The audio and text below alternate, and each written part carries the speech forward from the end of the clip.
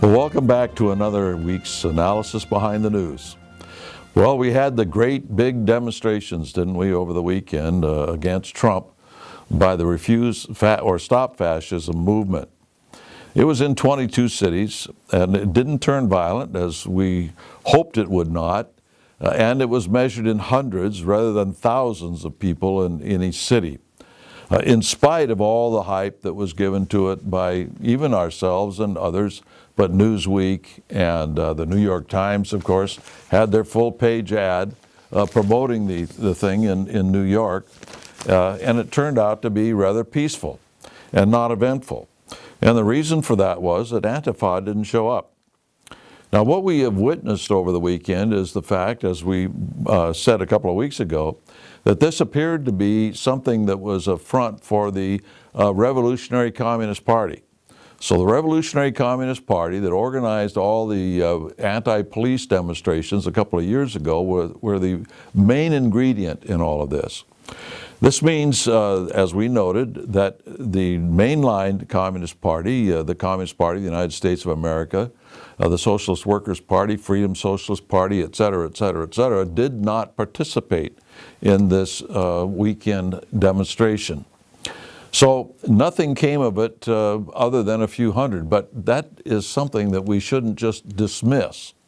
We don't want to cry wolf, because one of these days it's going to be very serious.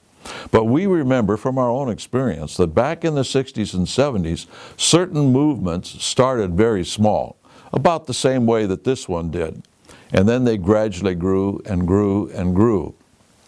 Another thing was that there was no main catalyst involved that got people into the street. I mean, something that was startling and something that was really in the news in the last week or so didn't prompt anybody to get out in the streets. And then there was also the fear of violence because of the various things that have been happening, the growing violence that we're seeing, the attack on the Republicans playing baseball that wounded Congressman Scalise, the attack on Rand Paul, for instance, that broke 5 of his ribs.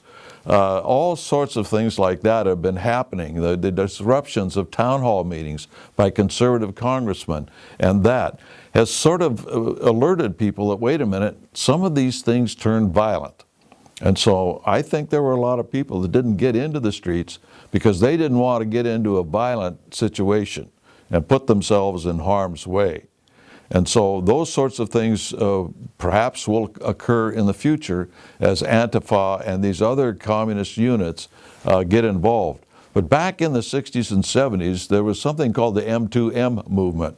The movement, May 2 movement, which was an anti-war, anti-Vietnam War movement. It started out very small, but gradually it grew and grew until they had millions around the reflection pond there before the Lincoln Memorial in Washington, D.C. So these things do start small. And so we think that's what's going to happen here as more and more people climb on board and start to disrupt the Trump administration. So there are a lot of things that we've got to look for in this regard. Let's not cry wolf unless the wolf's actually at the door.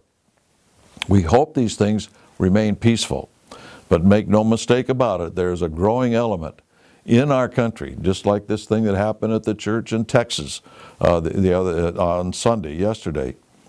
We don't know yet the background of this individual that committed this act. We do know he was mentally unstable. The record does prove that. But if it goes beyond that into more of a political stance, we simply don't know. Like the individual that beat up Rand Paul actually was a person who hates Trump and is very much involved on leftist side of the politics. So let's go forward, keep it smooth, keep a cool head, and let's keep our eye on it, and we'll see what happens. In the meantime, let's educate our neighbors and our friends and our co-workers as to what is really behind this violence, who is really promoting it and stirring it up. That will be most helpful. Another thing that we can do is to ask our congressmen to investigate these foundations that are sponsoring and paying for a lot of these demonstrations and actually putting money into people that commit violence and crime. At least these foundations can have their tax deductibility yanked. They're supposed to be in the business of helping people, not harming people. If they violate that, they should no longer have tax deductibility. Ask your congressman to take a look at it. We've tried to get a number of congressmen involved in investigating what's going on behind these violent organizations. It's time that they took a stand, published their findings, and get the IRS to yank their tax deductibility. Until next week, we'll see you then.